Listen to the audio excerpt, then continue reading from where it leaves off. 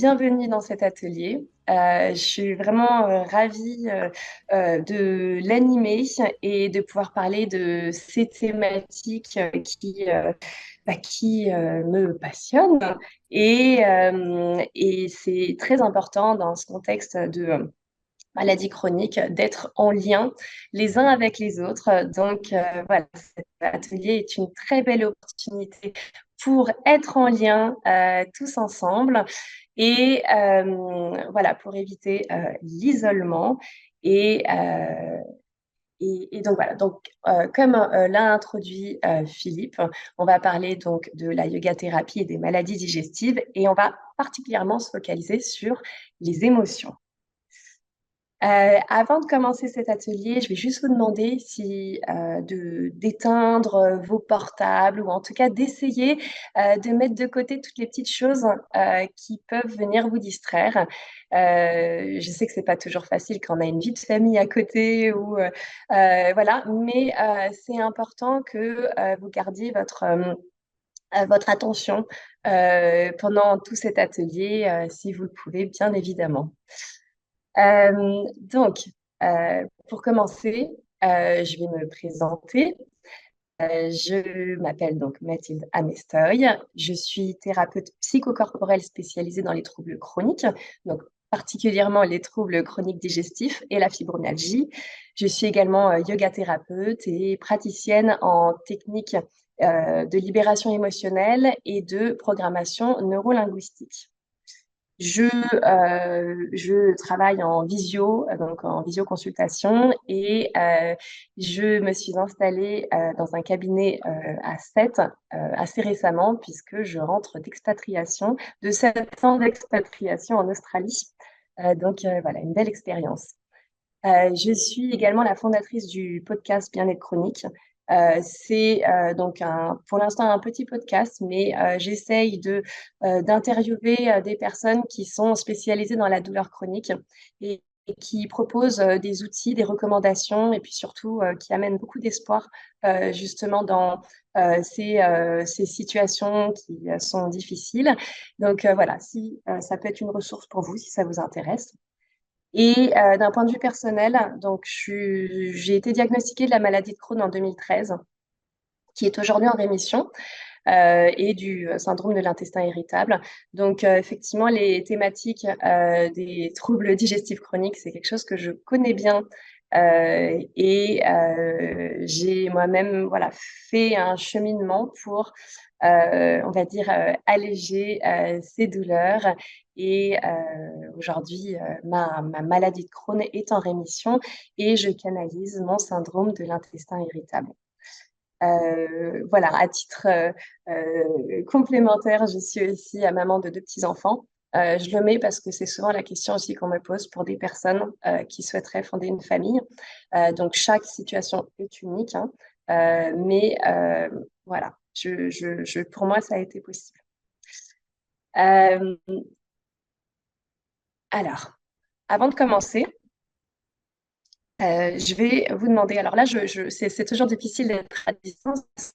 Effectivement, on est tous ensemble, mais en même temps, je vous vois pas. Mais là où vous êtes, si vous êtes assis sur une chaise, sur votre canapé ou par terre, je vais vous demander de vous asseoir confortablement. C'est-à-dire que vous allez vous avancer sur le devant de votre chaise, sur le sol. Vous allez vraiment bien ressentir les deux os des fesses qui s'appellent les ischions. Et vous redressez votre colonne vertébrale, votre dos est dans sa courbe naturelle vers le plafond. Les épaules sont détendues. Les pieds sont bien ancrés dans le sol et les jambes, si vous êtes sur une chaise, forment un joli angle à 90 degrés. Les mains sont déposées sur vos cuisses. Et voilà, je vais vous demander de prendre un instant pour vous. Vous pouvez, si vous le souhaitez, fermer les yeux si vous vous sentez à l'aise et portez votre attention sur votre respiration naturelle.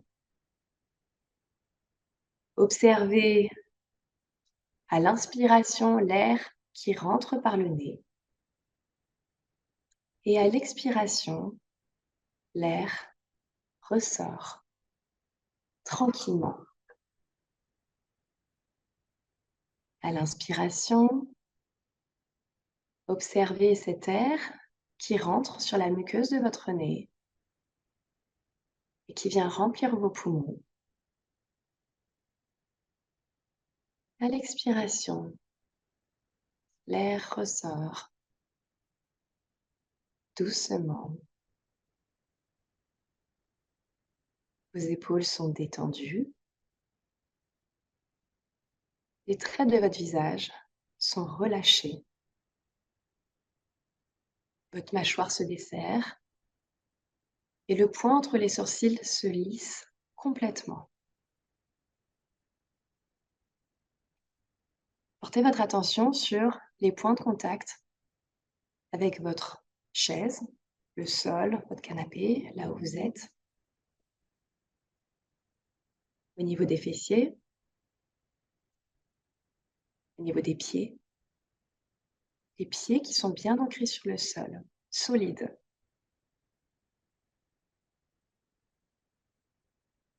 Les mains, leur contact sur votre cuisse, sur vos cuisses.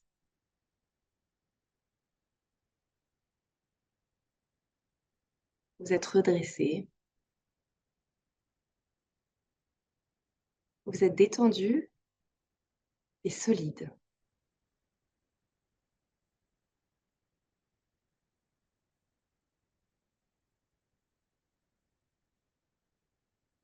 Maintenant, posez-vous la question mentalement.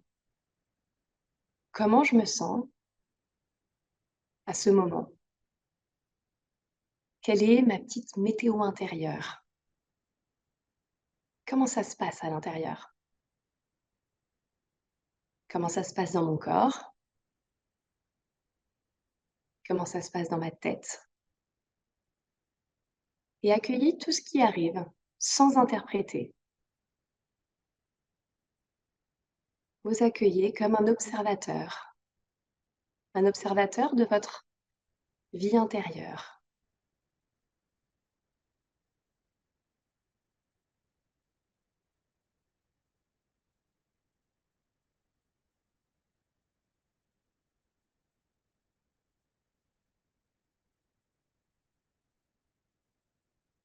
Puis prenez une profonde inspiration par le nez et une longue expiration par le nez.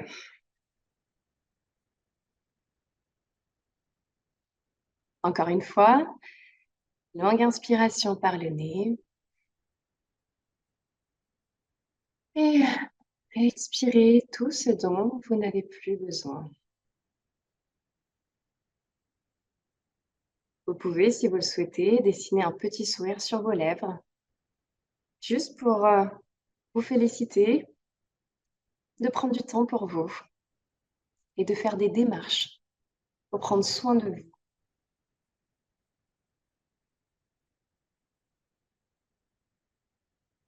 Si vous aviez les yeux fermés, vous pouvez commencer à cligner des yeux et à les ouvrir doucement. Et on va poursuivre cet atelier. Alors là, ce qu'on vient de faire, c'est une pause.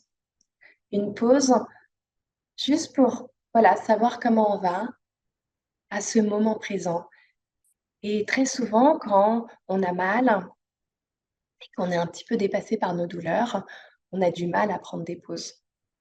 Et donc ça, c'est un outil très simple, mais très important, que vous pouvez ramener chez vous et utiliser au quotidien. Maintenant, je vais poursuivre et je vais vous présenter ce qu'on va faire pendant cet atelier. Dans un premier temps, je vais vous faire une petite présentation de ce qu'est la yoga thérapie, puisque c'est une discipline qui n'est pas encore très connue. Et puis parfois, on pense que ça ressemble par exemple, à du yoga, des cours de yoga, etc. Et donc, je vais juste un petit peu vous éclaircir qu'est cette discipline. Puis après, on va on va identifier de la façon dont s'expriment nos émotions et on va faire une autre pratique justement pour bien ressentir ces émotions et savoir quoi en faire. Puis, on essaiera de comprendre le lien entre ces émotions et son appareil digestif. Et puis, comment apaiser l'appréhension de la prochaine crise qui est un petit peu très naturelle quand on a des douleurs chroniques. Et on va faire une petite pratique aussi pour nous soutenir. Et puis à la fin, comme l'a dit Philippe tout à l'heure, vous serez libre de poser vos questions. Donc n'hésitez pas à les noter dans un petit coin. Comme ça, voilà, je serai très heureuse d'y répondre. Alors, qu'est-ce que la yoga thérapie? La yoga thérapie, c'est une médecine alternative et complémentaire qui s'adapte à un trouble spécifique de santé et aussi à l'individu dans la globalité. C'est-à-dire tout ce qui est en lien avec un individu, ses pensées, son corps, ses croyances, sa culture, ses expériences, ses traumas, etc. Donc, c'est une approche qui est soutenue par toutes les dernières actualités scientifiques et par les outils du yoga, c'est-à-dire une connaissance, on va dire, ancestrale de certains outils. La yoga thérapie a une vocation thérapeutique, donc elle a vraiment pour but d'améliorer un état de santé. Et ce que j'aime particulièrement avec la yoga thérapie, c'est que vous, vous devenez autonome. Vous devenez acteur de votre bien-être. Donc le but, c'est pas de mettre un pansement, sur, le trouble, c'est plutôt d'aller, rechercher à la cause, ce qui, interfère, dans vos troubles et réussir vraiment à poser une pratique qui vous soulage véritablement et ça, il y a que vous qui pouvez le faire. Donc c'est en fait très intéressant parce que ça demande de l'engagement, mais avec, une transformation durable et à long terme. La yoga thérapie, un accompagnement en yoga thérapie, donc ça se fait, souvent, en accompagnement privé ou en petits groupes, donc souvent de personnes de même pathologie. Par exemple, moi je fais des ateliers avec, des groupes limités à 5 personnes pour pouvoir bien individualiser en fait, les recommandations et l'accompagnement. C'est différent d'un cours de yoga parce qu'un cours de yoga, c'est plutôt un enchaînement de séquences. Très souvent, c'est très tourné sur le corporel et c'est standardisé parce que, évidemment, un professeur de yoga ne peut pas s'adapter à chacune des personnes. Alors que la yoga thérapie prend en charge vraiment tout ce qui est psychocorporel, donc a une vision beaucoup plus approfondie en fait du soutien. L'objectif ultime de la yoga thérapie, c'est d'apporter de la sérénité, de réintroduire, repermettre de ressentir de la sérénité dans son corps et dans sa tête et donc de ne pas ajouter de la peine à la peine. Souvent, c'est ce qu'on dit, donc de la peine, hem, psychique à la peine physiologique et j'aime bien employer l'image des 2 flèches, c'est-à-dire que quand on a une maladie chronique, on a déjà une première flèche qui est, la maladie, qui est la douleur en tant que telle qu'on va ressentir, hein, dans son corps et puis il y a la deuxième flèche qui est la réaction à la douleur. Et donc nous, en yoga thérapie, on va vraiment travailler sur cette réaction à de la douleur qui, souvent se transforme en fait en souffrance. Donc quand ces 2 flèches sont ensemble, on se retrouve souvent dans une situation de souffrance et c'est vraiment ce qu'on va venir alléger, voilà, en yoga thérapie.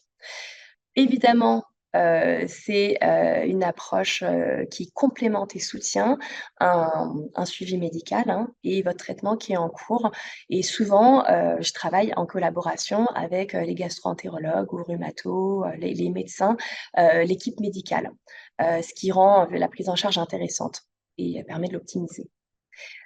Voilà pour la yoga thérapie. Hem, cette approche se fonde sur les 5 piliers de la santé durable. C'est, quand je vous disais c'est vraiment une prise en charge, globale, c'est-à-dire qu'on va bien sûr travailler sur l'accueil de ces émotions, ce qu'on va faire pendant cet atelier, sur le mouvement ou l'activité physique. Moi, j'aime bien utiliser le mot mouvement qui est vraiment essentiel. Et bon, on en parlera plus tard. L'alimentation santé, et donc dans le cas des troubles chroniques, je vais parler notamment d'alimentation digeste, donc adaptée à vos besoins spécifiques et voilà, en fonction de vos inflammations, etc. L'hygiène des rythmes qui reflète en fait votre mode de vie. Est-ce que vous fumez, la consommation d'écran, votre vos rituels quotidiens et puis surtout votre qualité de sommeil, qui est essentielle également. Et puis enfin, la relation à soi et avec les autres et la perception finalement ou le sens que vous donnez à votre vie.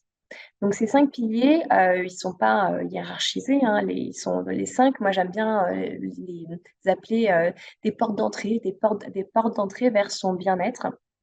Et parfois, voilà, c'est plus facile d'actionner un pilier qui aura des répercussions sur les autres. Et nous, aujourd'hui, ce qui nous intéresse, c'est les émotions. Alors, les émotions, c'est un sujet qui est, parfois, assez délicat parce qu'on a très peu appris à apprendre, à écouter ses émotions, depuis qu'on est petit. C'est vrai, souvent on nous répète, «N'aie pas peur, ne sois pas en colère, ne pleure pas». C'est plutôt des négations de nos émotions qu'on a appris parce qu'on ne sait pas très bien comment les prendre en charge. Et donc aujourd'hui, à l'état d'adulte, eh bien, on se retrouve avec, voilà, nos émotions, et on ne sait pas vraiment quoi en faire. On ne sait pas si on est légitime à les penser. Puis souvent, on se culpabilise. «Ah, je suis triste, mais je culpabilise d'être triste. J'ai pas le droit d'être triste. J'ai pas le droit d'être en colère». Eh bien, en fait, si, nous avons le droit parce que c'est une expression tout à fait, physiologique, de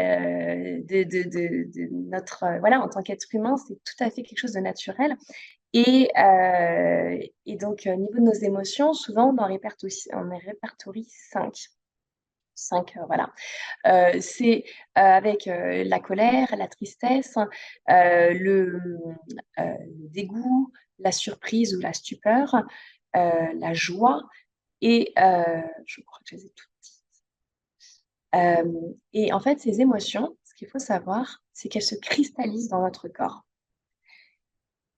Quand on est en colère, en fait, notre corps le sait avant qu'on puisse l'intellectualiser. Je vous explique. Quand on est en colère, en fait, on va avoir un comportement de réaction. On va se tendre, donc au niveau musculaire, tous nos muscles vont être tendus, on va se crisper, on va avoir envie d'exploser, on a la poitrine qui est prête à exploser et on est vraiment on a une attitude d'agression. Quand, par exemple, on est triste, on se sent lourd, on a les jambes qui sont molles, on sent une pesanteur en nous et voilà. Donc notre corps, en fait, c'est notre corps qui va exprimer cette émotion et quand cette émotion est intellectualisée, elle monte dans le cerveau, cette émotion va se transformer en sentiment. Donc, par exemple, on parlait, de la colère, eh bien, en fonction de notre expérience, de notre vécu, de nos traumas et de tout ce qui fait que nous sommes nous, eh bien, on va intellectualiser l'émotion. La colère va se transformer, par exemple, en injustice parce que pour nous, c'est un sentiment, qui est particulièrement sensible, fragile, qui a pas été reconnu, peut-être, dans le passé. Et donc le sentiment, il est teinté, par, notre cerveau. Donc l'émotion, se cristallise dans notre corps et puis à partir du moment où, notre cerveau, prend en charge l'information, cette émotion se transforme en sentiment et puis enfin, ce sentiment, par exemple d'injustice, se transforme en pensée. Et donc les pensées, ça va être souvent des pensées, irrationnelles, des pensées, catastrophiques. Donc je suis en colère, cette tension dans mon corps, j'ai envie d'exploser, j'ai ce sentiment d'injustice, c'est pas juste. Et ma pensée, ça va être pourquoi ça tombe toujours sur moi? Par exemple, pour la douleur chronique, c'est souvent ce qu'on peut penser comme pourquoi j'enchaîne les symptômes, pourquoi j'enchaîne les crises. Euh, voilà. En l'occurrence, par exemple, moi, quand j'avais ma maladie de Crohn et que j'enchaînais les poussées, j'avais un sentiment profond de tristesse. Et ce qui venait dans mon corps, c'était vraiment ce sentiment de ne pas pouvoir bouger, d'être lourde, de, de, de, de me sentir écrasée, de me sentir dépassée. Et ça, c'était donc dans mon corps. Et au niveau des sentiments, j'avais vraiment un sentiment d'abandon, euh, d'isolement et d'incompréhension. Et mes pensées, est-ce que je vais m'en sortir un jour? Est-ce que je vais pouvoir sortir? Est-ce que je vais pouvoir être en bonne santé un jour? Et puis, pourquoi on ne me comprend pas aussi? Euh, voilà, pour vous donner un petit exemple, mais il y en a. Voilà, on va travailler sur vos exemples à vous juste après avec cette pratique. Donc, comme tout à l'heure, je vais vous demander de vous installer confortablement, mais de manière solide et redressée. Et vous êtes sur une chaise, vous êtes bien sur vos ischions, les mains reposent sur les cuisses ou là où c'est confortable pour vous, les pieds bien ancrés dans le sol, les épaules sont relâchées. Et si vous le souhaitez, fermez les yeux. Observez votre respiration. Retour à la concentration. Une respiration fluide et naturelle.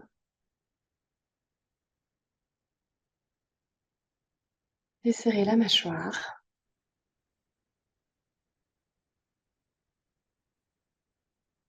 Et je vais vous demander d'identifier là où les émotions que vous ressentez, dans votre corps.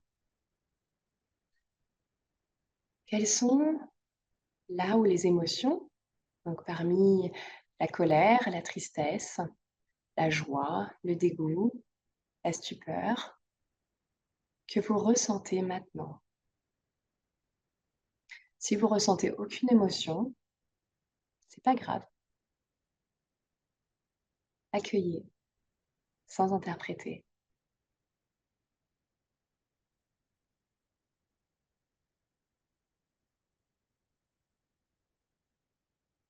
Une fois que vous avez identifié là où les émotions, demandez-vous comment elles s'expriment dans votre corps.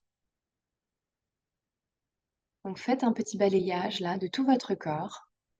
Demandez-vous, voilà, ma tristesse, ma colère, peut-être ma joie, comment s'exprime-t-elle dans mon corps?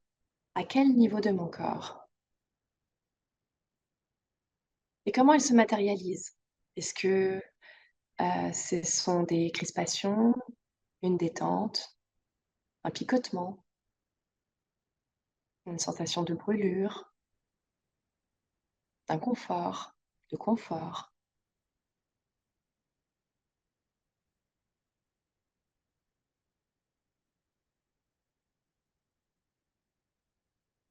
À quelle intensité ressentez-vous cette sensation ou ces sensations? Est-ce que c'est léger? Est-ce que c'est fort? Est-ce que c'est très fort? Est-ce que c'est insupportable?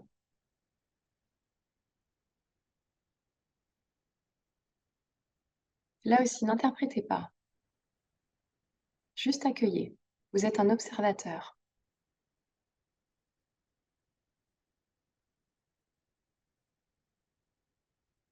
Vous avez identifié là où les émotions que vous ressentez, comment elles se matérialisent dans votre corps et à quelle intensité. Maintenant, observez les sentiments. Quels sentiments vous déclenchent ces émotions? Est-ce que c'est un sentiment d'impuissance, de frustration, de paix, de détente, d'injustice, de culpabilité?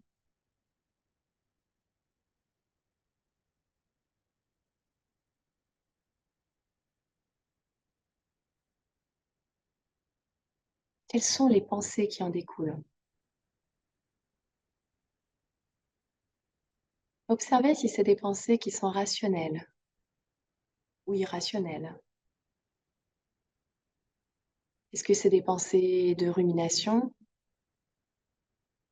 des pensées catastrophiques? Ou est-ce que c'est des pensées qui sont adaptées au moment présent?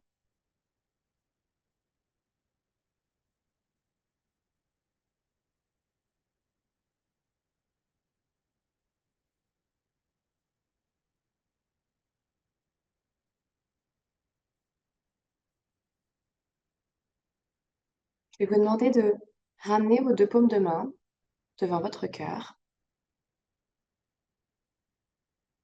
Portez votre attention sur le contact des de vos doigts les uns contre les autres. Et tout en pensant à cette émotion, sous ces émotions que vous ressentez dans votre corps, qui se transforment en sentiments et en pensées, je vais vous demander à votre prochaine inspiration d'ouvrir vos bras vers l'extérieur. Ouvrez votre poitrine, baissez vos épaules et pincez bien vos omoplates derrière votre dos. Votre menton est légèrement engorgé. Et puis, expirez. Les mains reviennent ensemble, à hauteur de votre cœur. Encore une fois, 2 fois. Inspirez, pensez à votre émotion. Les bras s'écartent, les épaules sont relâchées. Vous ouvrez bien votre cage thoracique, vous faites de l'espace. Et là, vous retenez pendant quelques secondes votre respiration, juste là où c'est confortable. Puis quand vous en avez assez, et vous expirez et vous ramenez vos paumes de main ensemble. Et on va le faire une dernière fois. Inspirez, pensez à cette émotion. Ouvrez bien le haut de votre corps. Les omoplates se touchent presque. Retenez votre respiration là où c'est confortable. Et quand vous sentez cette contraction derrière le dos, le bas du dos se cambre légèrement, les abdominaux sont étirés, eh bien, vous relâchez complètement et vous venez déposer vos mains sur vos cuisses. Et là, prenez un temps d'observer ce qui se passe dans votre corps. Est-ce qu'il y a des nouvelles sensations?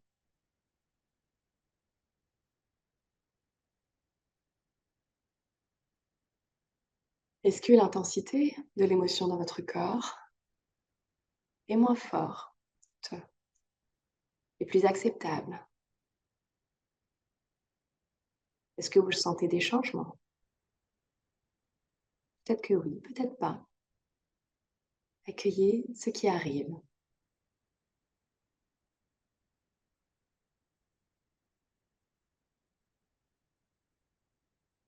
Une profonde inspiration par le nez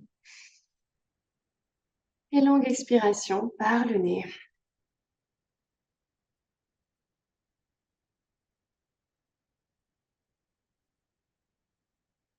Et si vous aviez les yeux fermés, ouvrez-les tout doucement.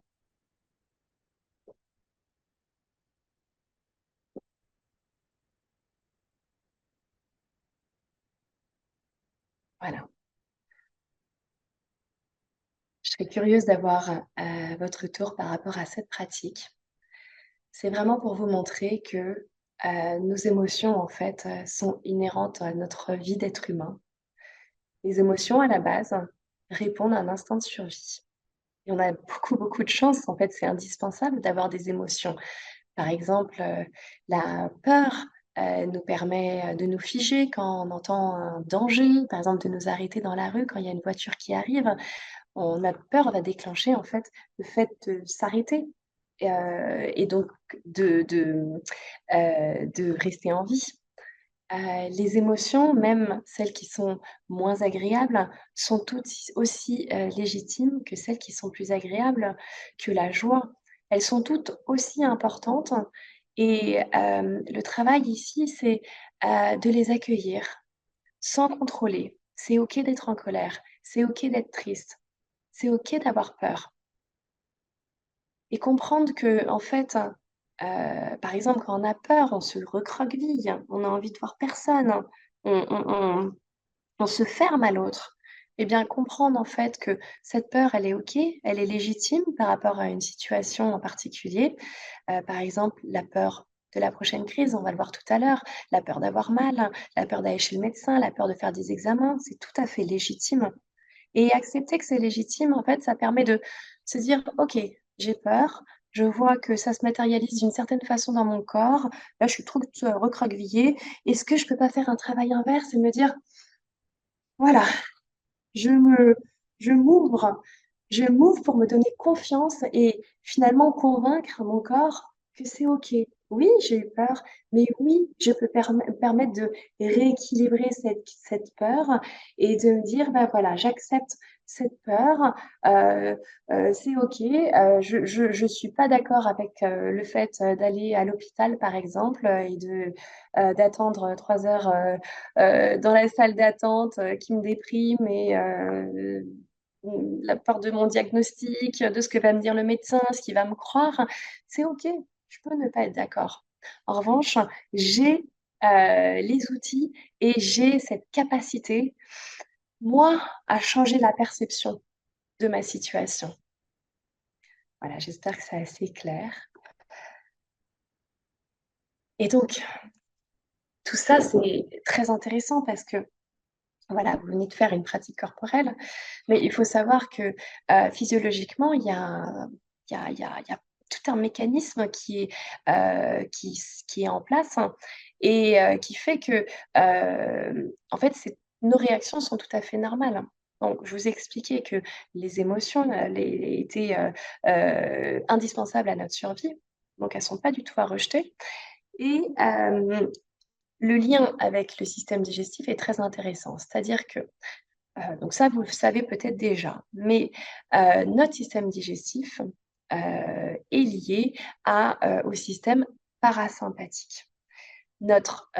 Qui est, lui, lié à notre système nerveux autonome. Le système nerveux autonome a 2 branches, le système sympathique et le système parasympathique. Le système sympathique, lui, nous permet de réagir. Donc c'est lui qui va utiliser notre énergie. Je vous expliquais tout à l'heure, par exemple, l'histoire de la voiture qui arrive, on va se figer et bien le système sympathique s'actionne pour nous permettre en fait d'être en réaction et de s'adapter à la situation, en question. Par exemple, notre système cardiaque va s'accélérer, nos pupilles, vont se dilater, donc notre système sympathique, est, est très important. Le but, ça va être de trouver un équilibre avec notre système parasympathique. Notre système parasympathique, lui, c'est lui qui va faire des réserves d'énergie. C'est lui qui va nous permettre de nous, mettre dans un état de détente et ce système parasympathique, c'est aussi lui qui va déclencher la digestion. Et en fait, la digestion, est, considérée comme secondaire quand on est en état, de stress. Donc si on reprend cette histoire de voiture qui arrive, eh bien là, ça va être le système sympathique qui va s'actionner en mettant en pause, le système parasympathique qui met en pause le système digestif. Voilà, faut que vous compreniez bien comment ça se passe. Hem, au niveau du système, donc du lien entre notre cerveau et nos intestins. Donc c'est ce qu'on appelle l'axe intestin-cerveau. On en parle beaucoup en ce moment parce qu'en fait cet axe est lié à un nerf vague. Donc ce nerf vague, en fait, il fait la navette au niveau des informations entre les intestins et le cerveau. C'est grâce à lui que notre système parasympathique va pouvoir envoyer le message, c'est bon, là, tu es en pause, tu peux enclencher la digestion tranquillement, sécréter les différents enzymes nécessaires, actionner le péristaltisme qui est les muscles lisses qu'on a au niveau des intestins qui permettent de pousser le bol alimentaire vers le bas.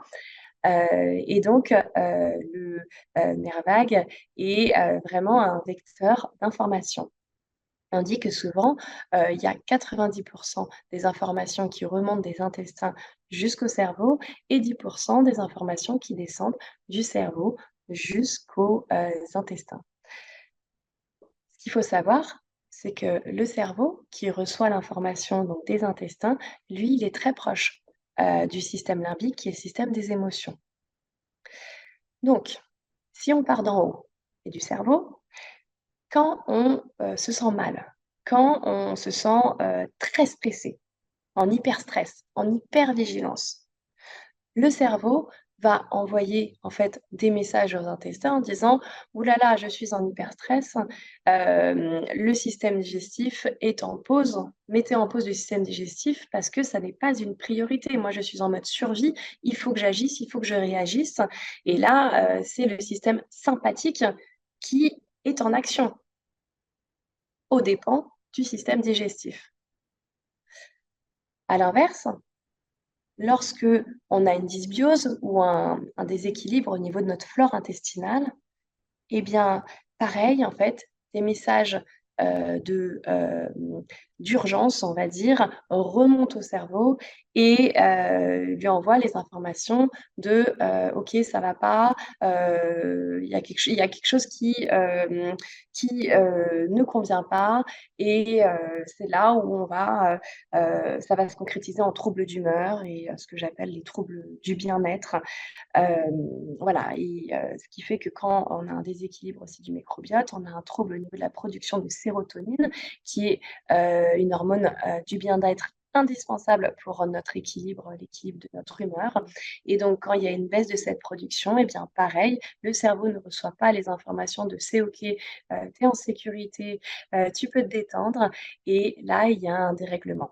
Donc vous voyez bien qu'en fait, c'est bidirectionnel et que tout est étroitement lié. Donc ce qui se passe aujourd'hui, si, vous vous sentez, en souffrance, vous vous sentez dépassé, en fait, heu, il y a une action, un mécanisme physiologique qui aujourd'hui est explicable. Et je trouve que ça permet de mieux comprendre cet aspect-là, permet un petit peu de se détendre en disant: «Bah, voilà, je sais qu'il y a un dysfonctionnement, je comprends que, voilà, les messages ne passent pas correctement, entre l'intestin et le cerveau, mais je peux agir dessus. Alors évidemment, mon explication, elle était très, vulgarisée, hein. C'est très, simplifié parce qu'on n'a pas le temps de, vraiment rentrer dans les détails. Mais juste pour que vous compreniez que, ce dysfonctionnement est, normal et que vous pouvez agir et donc on a parlé des 5 piliers de la santé durable tout à l'heure.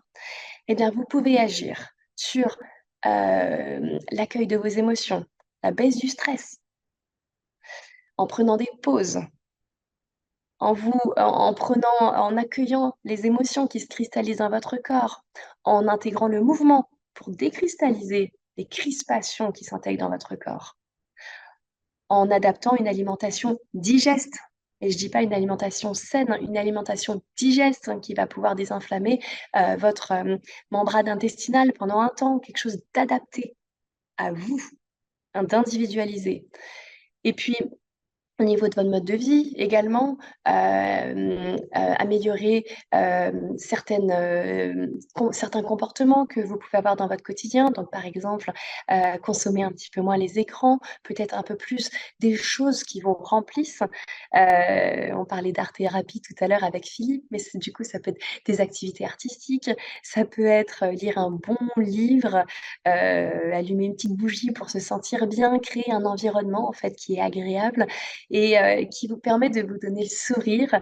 Voilà, et c'est très important d'aménager votre environnement et de trouver des activités qui vous conviennent à vous. Parfois, quand on a des douleurs chroniques, nos, nos, nos hobbies, quoi, nos intérêts changent. Et parfois, on a du mal à lâcher, à accepter que ça change.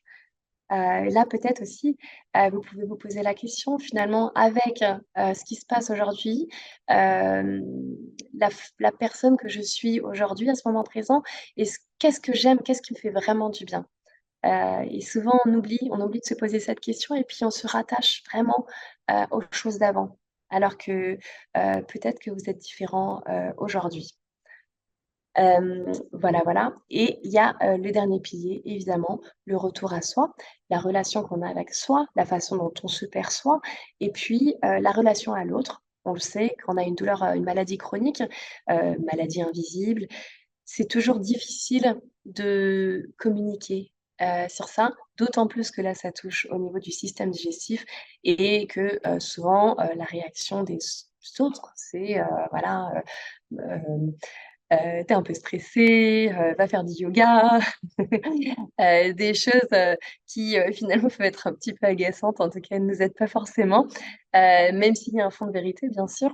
Mais voilà, c'est important, que, vous soyez vraiment bienveillant envers vous-même, et voilà, trouviez, peut-être une façon de communiquer aussi bienveillante avec les autres, avec beaucoup de compassion, et et surtout que vous ne vous isoliez pas. Comme, aujourd'hui vous participez à cet atelier, c'est vraiment fantastique. Félicitez-vous vraiment et et il y a d'autres ateliers, parce que c'est important, voilà, d'être en lien avec les autres, de trouver, soit un espace de parole pour pouvoir s'exprimer, parce que le fait, de pas pouvoir justement sortir, en fait, tout ce qu'on ressent, ça peut être très difficile à un moment donné quand on est en souffrance. Donc voilà pour le lien entre les émotions et le système digestif. Maintenant, on va parler de l'anticipation de la prochaine crise. Alors attendez, je vais bouger juste ça pour que vous puissiez voir. Hem Donc, on parlait, donc de la douleur chronique. La douleur chronique, en fait, par essence, a son système d'alarme qui, est déréglé et donc qui va s'actionner sans danger imminent. C'est-à-dire que peut-être qu'il y avait une légitimité, au début, pour que le système de la douleur, s'actionne, mais en fait, du fait de son instauration dans la durée, il y a, plus de il y a plus de raison particulière et en fait, ce dérèglement amène à une hypersensibilité aux stimuli qui sont de plus en plus, petits et imprévisibles et notamment, quand on a un syndrome de l'intestin irritable ou même, quand on a des poussées de Crohn, de RCH, parfois on peut vraiment, identifier des déclencheurs et d'autres fois, on se retrouve avec un ventre énorme, et des ballonnements, un inconfort, sans ça se bloque au niveau de l'estomac, on n'est pas bien et on comprend pas. Voilà, c'est, du fait de cette hypersensibilité qui s'installe dans le temps et la bonne nouvelle, c'est que, en fait, toutes ces douleurs, notre cerveau les a intégrées, les a apprises. La bonne nouvelle, c'est que le cerveau peut désapprendre. Et c'est ce qu'on appelle la neuroplasticité, c'est-à-dire qu'on peut vraiment moduler le cerveau pour réagir pour agir autrement. Donc on va créer au niveau neuronal d'autres structures qui vont permettre, de réintégrer des sensations agréables dans son corps et qui vont permettre au cerveau de se sentir en sécurité pour sécréter, les hormones du bien-être et cetera. Hem, voilà, on va faire une pratique pour illustrer, pour illustrer tout cela. Oui, tout ce que je voulais dire, c'est qu'au niveau de la neuroplasticité du cerveau, donc c'est une très, très bonne nouvelle, c'est hyper positif, mais ça prend du temps. Comme pour tout, en fait, ça prend du temps de, de faire, ce travail. Ça peut prendre, des mois, voire parfois des années. Donc c'est vraiment très important de garder ça en tête de manière positive et d'intégrer que ça demande un travail régulier et un vrai engagement. Donc c'est positif. Alors, on va faire une dernière pratique dans cet atelier. Je vais vous redemander, de vous installer de manière redressée, solide, bien ancrée. Observez bien les points de contact de votre corps sur votre chaise ou là où vous êtes installé. Les mains se déposent délicatement sur vos cuisses. Les épaules sont relâchées. Vous pouvez les bouger un petit peu si vous avez pas bougé depuis longtemps. Les remonter vers les oreilles et les rabaisser. Encore une fois, les épaules montent jusqu'aux oreilles et vers l'arrière pour revenir à leur position naturelle. Et là, prenez le temps d'identifier si, lorsque vous avez des crises et des poussées, des douleurs, s'il y a un déclencheur. Est-ce qu'il y aurait, une image qui vous vient en tête ou une sensation? Peut-être que c'est un lieu, votre milieu professionnel, votre, la maison, un contexte particulier ou bien même une odeur.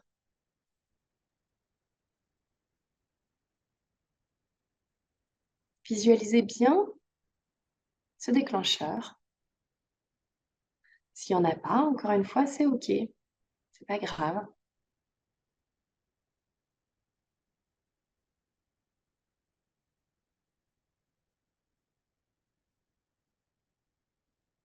Et quand vous avez identifié ce déclencheur, demandez-vous quelles sont les émotions, que vous ressentez par rapport à cette image, cette sensation, ce lieu, ce contexte.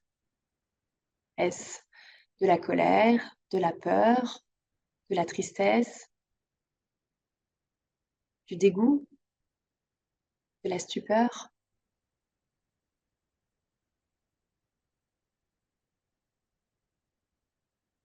Comment ça se matérialise dans votre corps? Est-ce que ça vous serre à la gorge? Ça vous pince, les épaules? Ça vous tord les boyaux?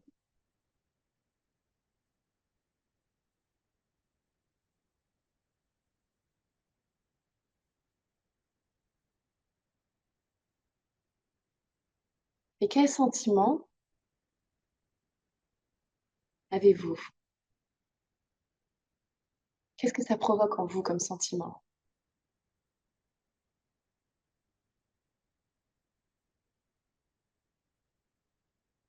et comme pensée? Quel type de pensée irrationnelle vous provoque ce déclencheur? Cette image, cette sensation, ce lieu, ce contexte?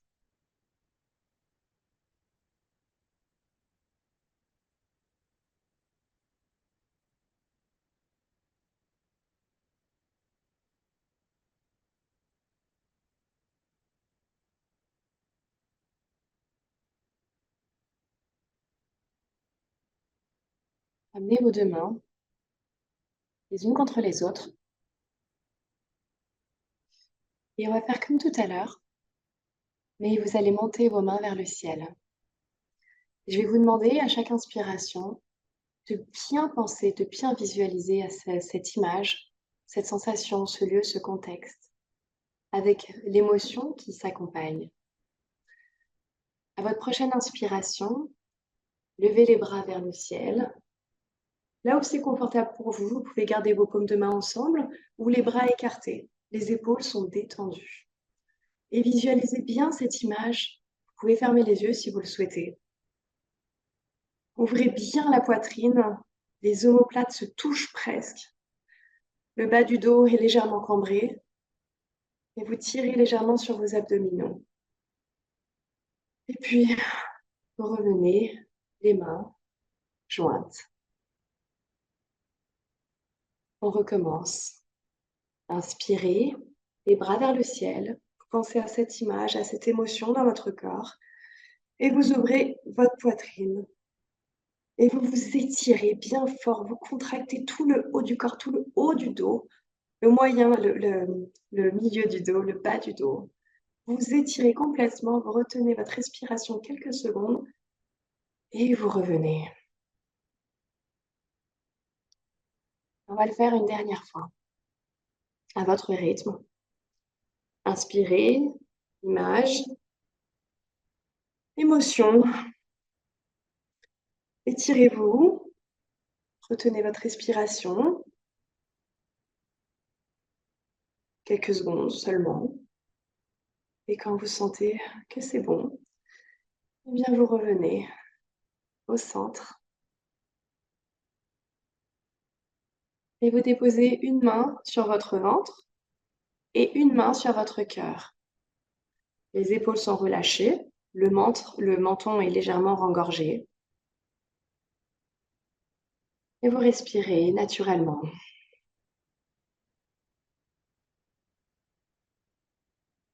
À votre prochaine inspiration, on va utiliser une affirmation positive qui va être « Je suis en sécurité dans mon ventre et dans mon corps ». Et vous allez vous la répéter mentalement à chaque inspiration. Inspirez. Je suis en sécurité dans mon ventre et dans mon corps. Et puis à votre expiration, vous diffusez cette sécurité dans tout votre corps en passant par le ventre. Et vous continuez. Inspirez. Je suis en sécurité dans mon ventre et dans mon corps.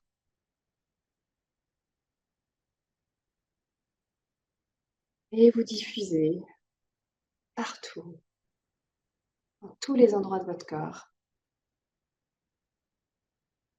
Encore une fois, à votre rythme.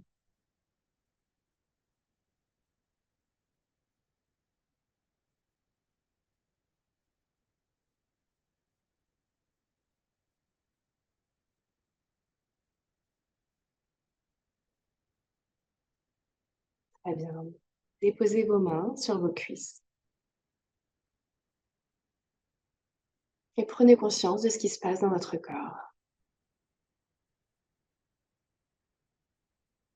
Comme un observateur, vous accueillez les sensations. Votre corps est en sécurité.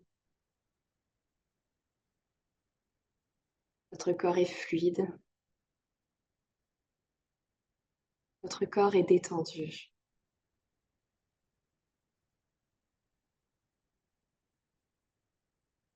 Savourez. Savourez les sensations.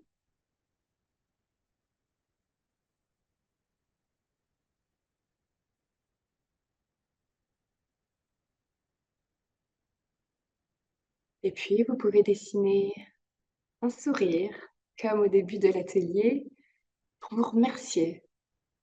Vraiment pour vous remercier de prendre ce temps pour prendre soin de vous.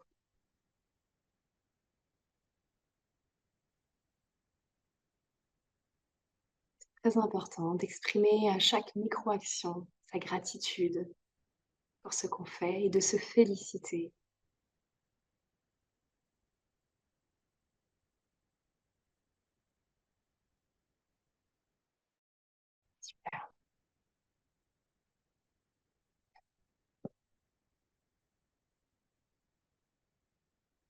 Alors, c'était la dernière pratique de l'atelier qui arrive à sa fin. Et donc, du coup, juste pour vous résumer un petit peu ce qu'on a vu. euh, voilà, j'ai 5 éléments vraiment que j'aimerais que vous rameniez chez vous et qui vont vous aider vraiment à devenir acteur de votre bien-être. Donc, en mettant en place des petites choses, en saupoudrant, j'aime bien dire ça, en saupoudrant des petites choses, en fait, des micro-actions dans sa journée, dans son quotidien, tous les jours, eh bien, vous allez enclencher, en fait, certaines choses, comme une graine, en fait, qui demande que à être arrosée. Eh bien, au fur et à mesure, voilà, vous allez renouer avec les sensations agréables dans votre corps, vous allez prendre conscience des pensées parfois qui ne sont pas tout à fait rationnelles, des ruminations, et vous allez les transformer parce que cette prise de conscience va vous permettre en fait de, de poursuivre ces micro-actions et d'en faire encore plus.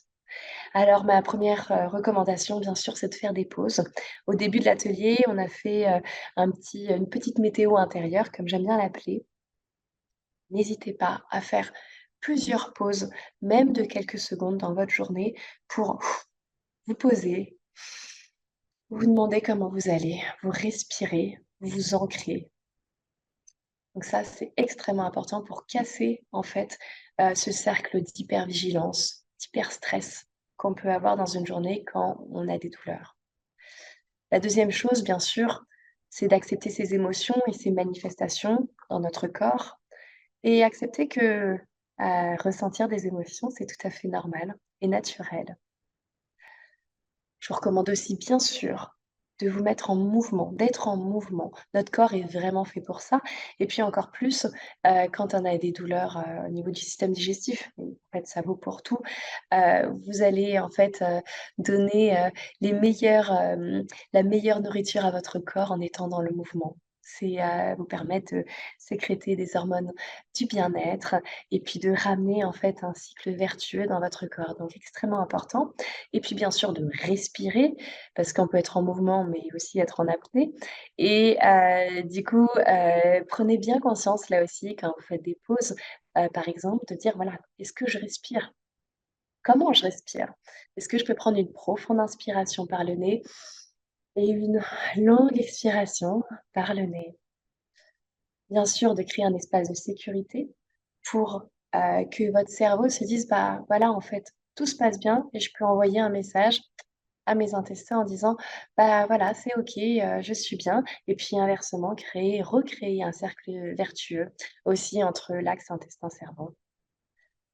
Et puis, donc pour l'espace de sécurité, vous pouvez vous répéter l'affirmation positive qu'on a utilisée juste avant ou même en recréer une qui, pour vous a vraiment du sens. N'hésitez pas à vous créer votre propre affirmation positive et à la calquer, par exemple, à une respiration posée. Et la dernière chose, je vous le disais tout à l'heure, c'est extrêmement important d'être régulier et d'être patient, de pas lâcher parce que ça prend du temps et voilà, là, ce qu'on fait, c'est, ce que je vous disais au début, c'est on met pas un pansement sur un bobo, on va vraiment, recréer, quelque chose, de à partir de rien finalement et donc ça prend du temps et mais ça marche et ça, il faut vraiment pas perdre espoir, et pas lâcher et puis justement, intégrer, des petites actions, des micro-actions, des toutes petites choses et se féliciter à chaque fois de les avoir fait. Il faut aussi c'est important aussi d'accepter qu'il y a des hauts et des bas. Donc, il y aura des moments, voilà, sur ce chemin-là, vous aurez, peut-être toujours des crises, des moments très difficiles et accepter en fait que, bah, ça va arriver et c'est OK. Qu'il y aura des phases, des moments où ça va aller mieux aussi et en fait, le but, souvent je le compare à un océan, complètement, en pleine tempête, donc quand on a des douleurs chroniques et qu'on est dans cette, bulle de souffrance, souvent c'est vraiment des vagues qui sont très, très profondes, hem, avec une amplitude très importante et en fait, le but, ça va être, de rendre les vagues, en fait, beaucoup plus, avec une amplitude, moins importante. Donc il y aura toujours des vagues parce que nous, on est des êtres cycliques, que la vie est telle qu'elle est et il se passera plein de choses, plein d'événements qui seront difficiles à vivre, d'autres agréables, d'autres désagréables. Donc nous, parmi voilà, cette réalité et réussir en fait à avoir une certaine harmonie, on va dire, et stabilité, mais rien n'est linéaire. Et c'est OK, c'est normal. Voilà. Donc ça, c'était la fin de l'atelier.